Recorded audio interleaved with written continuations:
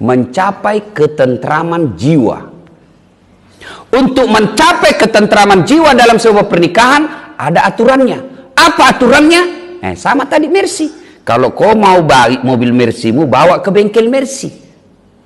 Kalau kau mau bagus rumah tanggamu, maka bawa aturan agama.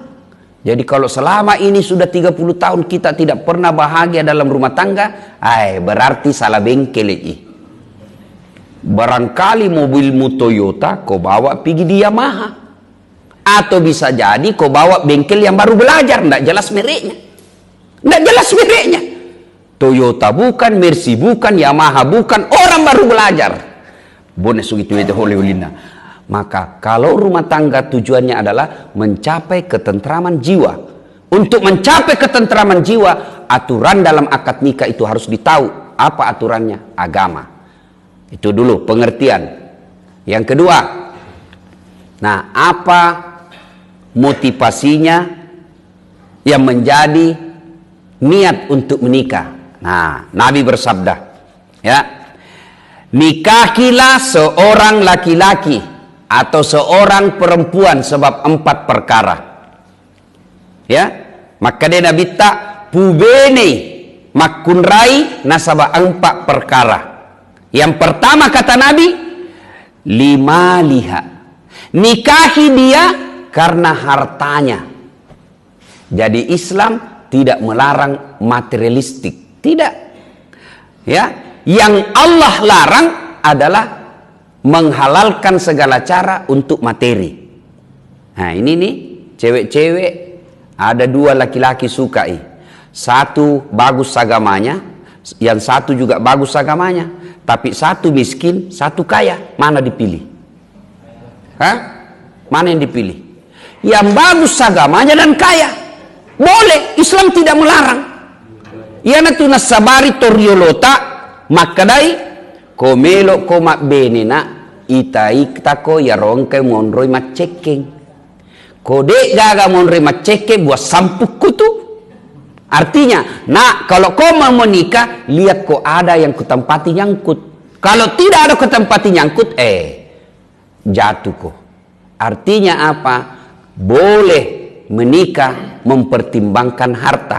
Rasulullah salah satu penopang dakwah beliau karena beliau menikah dengan Siti Khadijah, dan Khadijah pada saat itu janda yang paling kaya di Mekah.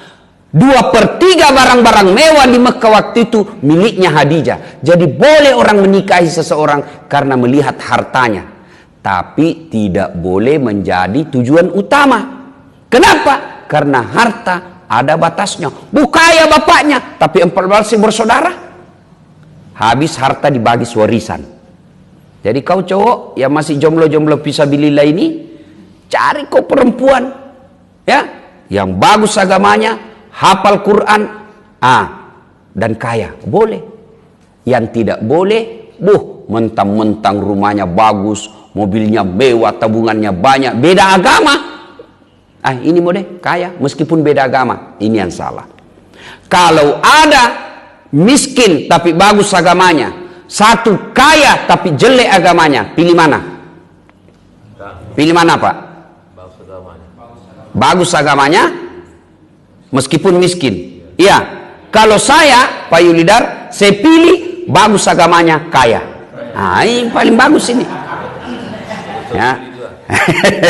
Yang kedua kata Nabi, li jamaliha, pilih dia karena cantiknya. Ini penting. Makanya ini yang kalian ini yang belum menikah, lihat kok yang cantik. Kenapa? Karena dia hampir 24 jam di depan tak. Coba bedek. Mani apa ki moto tukang nih? Kasih. Melo ki matin loh. Sih. Mau makan, dia lagi di depan tak. Mau baru ki pulang kerja, iya rasih. Jadi kalau jelek pasti cepat ki bosan. Iya toh, akhirnya ganti casing. Makanya penting ini cantik, penting ini cantik, tapi tidak boleh jadi tujuan utama. Kenapa? Karena cantik ada batasnya. Waktu Sweet 17, 17 tahun, baik. Kalau dia senyum, terpesona semua cowok di susu bater. Iya, waktu 17 tahun. Sekalinya umurnya 71 tahun, tersenyum, lari apona. Kenapa? Dikira mau digigit. Coba, cantik boleh, tapi tidak boleh menjadi tujuan utama. Kenapa? Cantik ada batasnya. Apalagi zaman sekarang. Zaman sekarang, kau lihat Facebooknya, lihat Instagramnya. Cantik betul. Ternyata kamera 360. Kamera sekarang, Pak. Orang yang tidak berjenggot bisa berjenggot dengan halus. Orang yang pesek hidungnya bisa jadi mancung. Fotonya mulus. Sekalinya ketemu aslinya, apa rapalete. Ya, penting cantik, tapi tidak boleh menjadi tujuan utama. Kenapa? Cantik ada batasnya. Nah, yang ketiga kata Nabi, nikahilah seorang perempuan. Kenapa? Karena keturunannya. Lihat, tadi saya ulang, kekayaannya, karena kecantikannya. Yang ketiga keturunannya. Iya na rogi biasa kau makade niga indokna, niga mbokna, niga nenena, panga. Jangan kok. Bapaknya itu kenapa? Tukang tipu. Penting lihat keturunannya. Tapi tidak boleh menjadi pertimbangan utama. Kenapa? Karena ada orang bapaknya Nabi, anaknya jadi pengkhianat. Siapa, Dek? Siapa? Nabi Nuh. Bapaknya Nabi, anaknya jadi pengkhianat. Ada juga orang bapaknya kafir, anaknya jadi Nabi. Siapa? Ibrahim alaihissalam.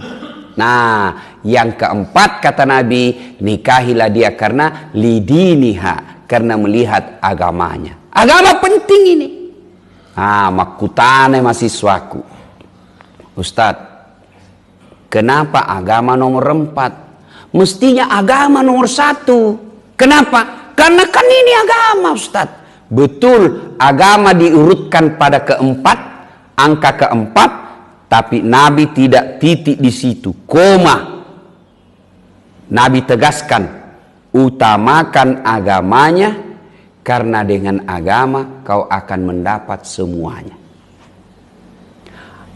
Ada orang cantik, miskin. Ada orang kaya, jelek mukanya. Jadi kita boleh minin nama garanta. Ya begitu. Ya tomo macomo, malotom, tapi anak tosugi. Ya, ada juga orang cantik, tapi keturunan jahat. Toh, untuk kumpul dia tomi cantik, dia kaya, keturunan baik-baik, bagus lagi agamanya. Kalau ada di bumi, tunjukkan saya juga masih mau. Iya toh. Kan semua ini untuk kumpulan pampanya susah. Makanya Nabi bilang, kalau kau tidak dapat cantik, kalau kau tidak dapat kaya, kalau kau tidak dapat keturunan baik-baik, lihat agamanya. Karena dengan agama mukanya tidak cantik, karena akhlaknya bagus, maka memperbaiki mukanya. Karena dia bagus ngomongnya. Dia tidak kaya, tapi agamanya bagus. Dengan agamanya yang bagus membuat dia nampak kaya.